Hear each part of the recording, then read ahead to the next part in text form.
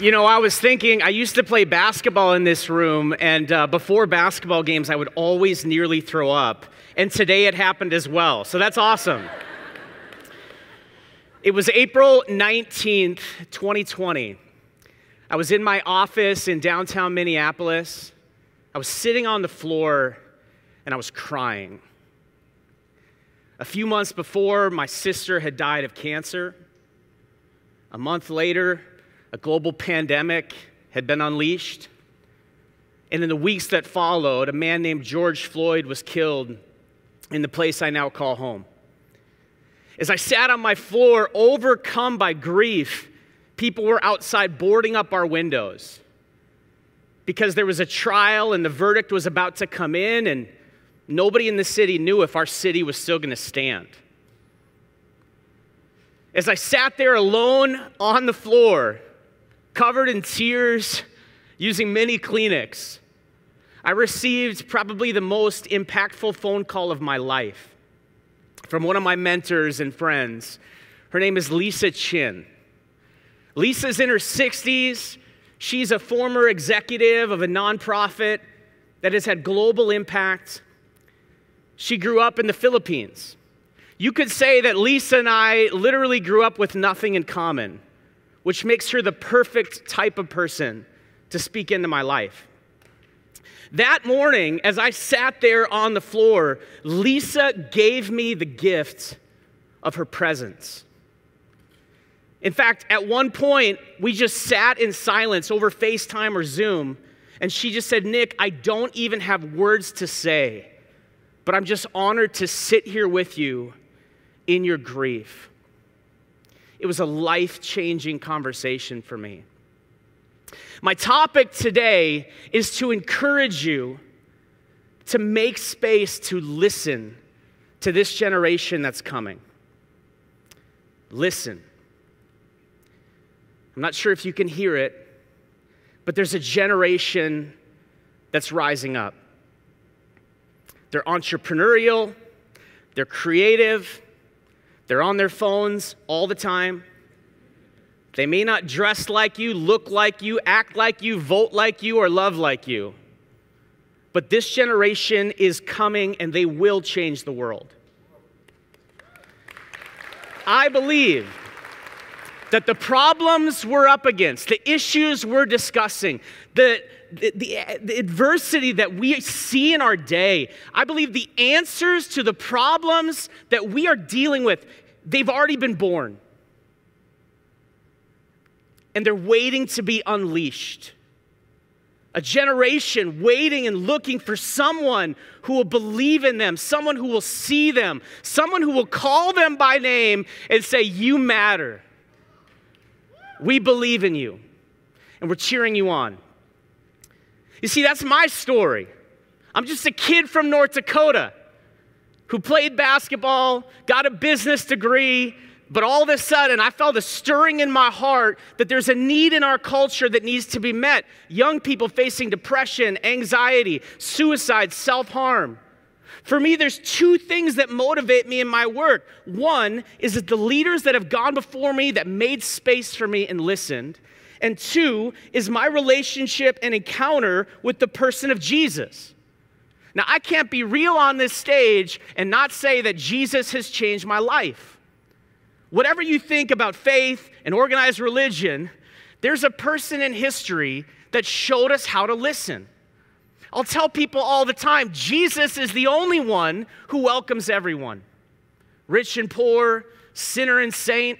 His arms are open wide, and as we think about pushing to the edge, I think this story, whether you believe it's true or supernatural or just historic or fiction, it gives us a model of somebody leaving comfort to enter discomfort, to take on pain that was not their own, to bring apart a better solution.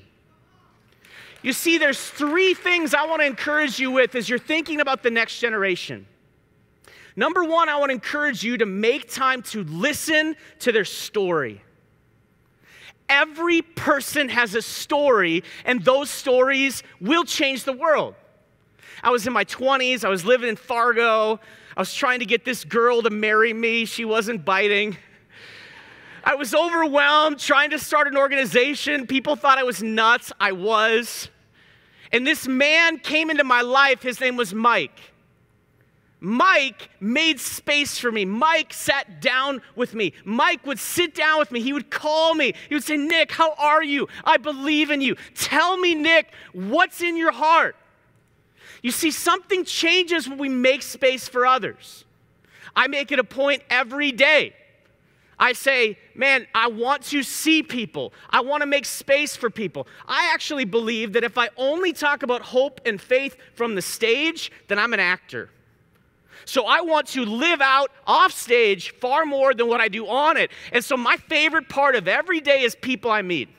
Yesterday, a young man named Caleb, here from New Jersey, for the wrestling tournament. He's dreaming of changing his generation. Did you know that this generation is the most diverse and cause-driven generation in American history? They're looking for something to live for, something to lay down their lives for. They've seen broken homes, broken economy, broken promises. They want something real and authentic. Listen to their story. Number two, listen to their dream. You know, when I go to restaurants, I love to just look at the servers and say, man, how can I help you? What do you need? They're shocked. I used to work at Famous Dave's in Fargo. I was Famous Nick, welcome to Famous Dave's. Can I get you a famous margarita or some rib tips? You know, the amount of people that would actually care about me was so small. You know, a couple weeks ago, I was at this restaurant, and I turned to the young lady who was serving us. I was in Arizona, and I said, hey, what's your name? She said, Alyssa. I said, Alyssa, how are you today? She said, oh, I'm so busy. I said, no, Alyssa, how are you? She all of a sudden started to break down in tears at our table. Parents are fighting. Dad might go to jail. Doesn't know how she's going to pay the bills. You know, I'm with this group of people, and in a second, we turned from needy consumers to people who had entered into the story of a young person that matters. The rest of the meal, we spent trying to lift her up, trying to care about her, trying to let her know, Alyssa, you're awesome. What's your story? What's your dream? We believe in you. Now, I'll tell you the third thing I want to challenge you with. First, listen to their story. Number two, listen to their dream. Number three, invest in their future. You see, listening will cost you. You can't listen to someone's story and then give them a cheap tip. If I truly care about you, I will sow into what it is that's in your heart. This not only will give you an edge, but it will make you a better human. You know, last fall, I got a text message from some students at the University of Oklahoma.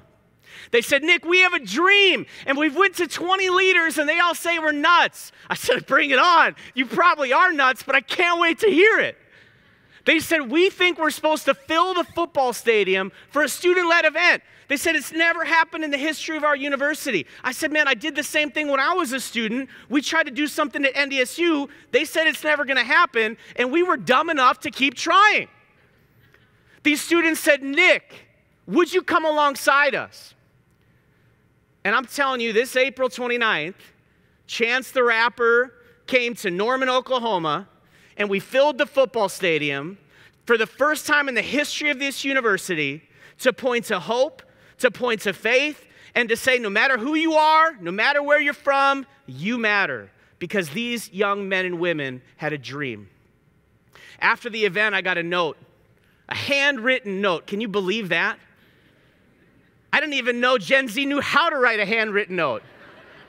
You know what it said? Nick, thanks for listening. Thanks for believing in us. Now it's your turn.